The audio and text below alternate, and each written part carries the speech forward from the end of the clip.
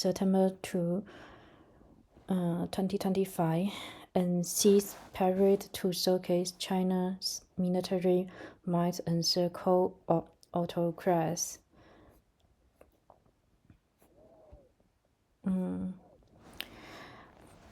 Fighter jets will roar over Beijing and tanks will rumble past Tiananmen Square on Wednesday when China's top leader Xi Jinping presides over an elaborate military parade designed to stoke national pride and show off China's diplomatic head. More than 2,000 leaders, mostly authoritarian, are expected to attend.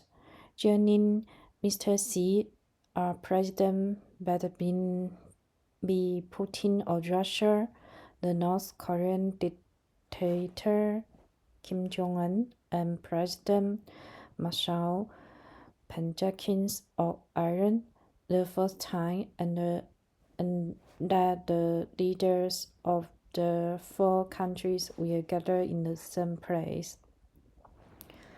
China is using the parade to commemorate the 18th anniversary of the end of World War II. The event is designed to showcase some of the nation's newest weapons and draw attention to what the ruling Communist Party assesses are Chinese unrecognized contributions to the defense of Imperial Japan. Security has been tightened across Beijing in preparation for the parade. Rehearsals have involved more than 40,000 soldiers, civilians, and staff. The parade route will process along Chang'an Avenue, a central thoroughfare that passes Tiananmen Square and the entrance to the Forbidden City. Dictator, neighbors, and one NATO state.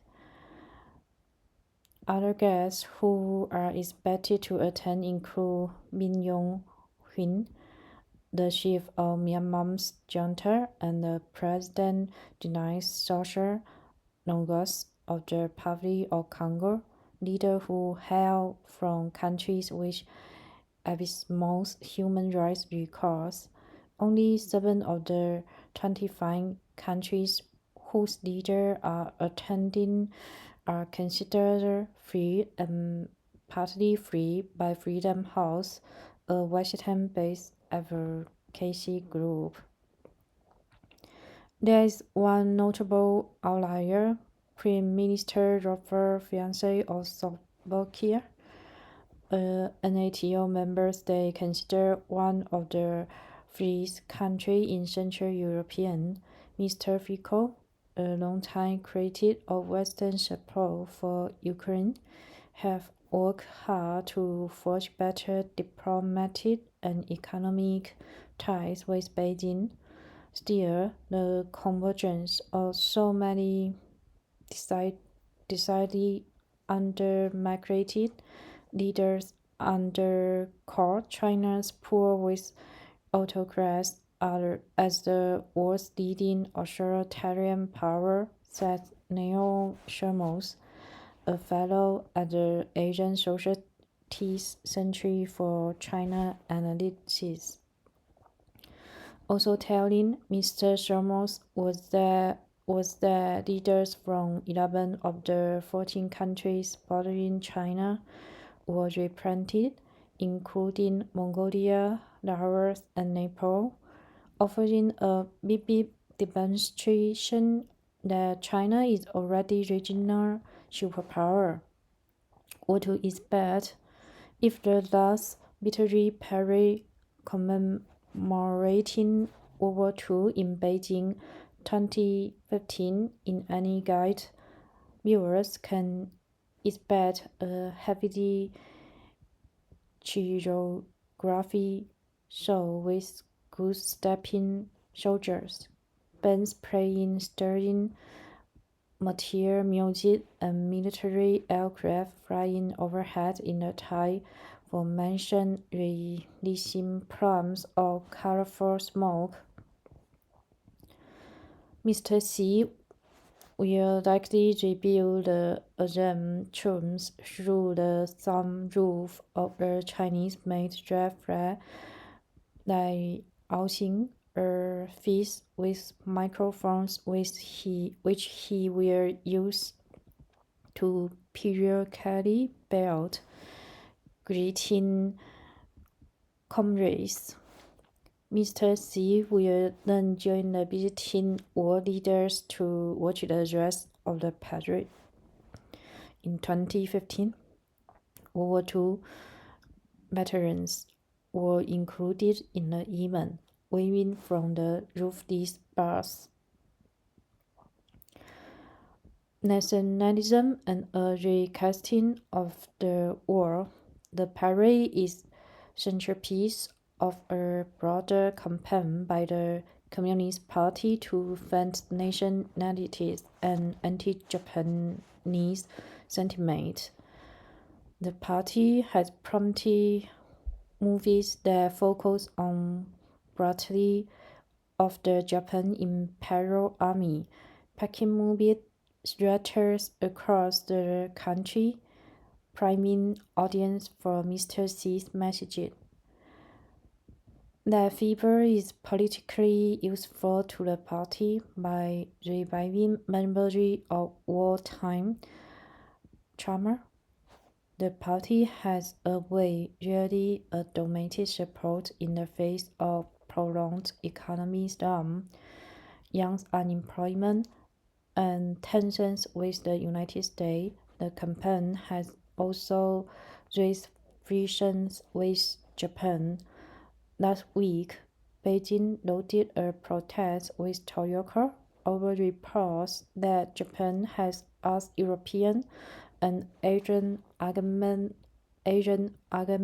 governments not to attend the parade.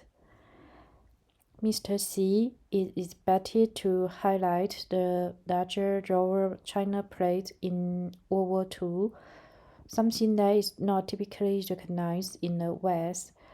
The recasting of the war served two purposes: to cast the party as the nation's savior, even though historians say the nationalists did not of the fighting, and to buttress Beijing's claim to territory, especially Taiwan, that it says Western nation has denied in the war aftermath. Modern firepower for a world-class military. The parade is expected to showcase some of China's newest weapons that will help the country achieve its goal of building a world-class military. That includes nuclear-capable intercontinental ballistic missile, next-generation tanks, and a host of uncrewed weapon systems. China says it needs a top-notch army to maintain peace and to defend itself from outside aggressors and such as United States. Many of the new weapons expected to unveil at the parade appear designed to advance China's capabilities for an invasion of Taiwan.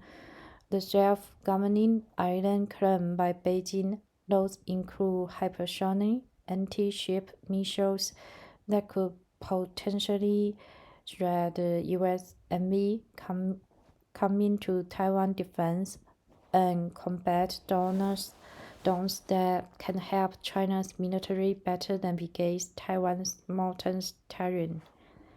While the show of force is meant to highlight China's might, it also comes at a time when the country's military leadership is in disarray from a crackdown on corruption. Series of 7 Cs on the Central Military Commissions. The Communist Party Oversight Council that controls the army's funds appeared to be empty after members were arrested or disappointed.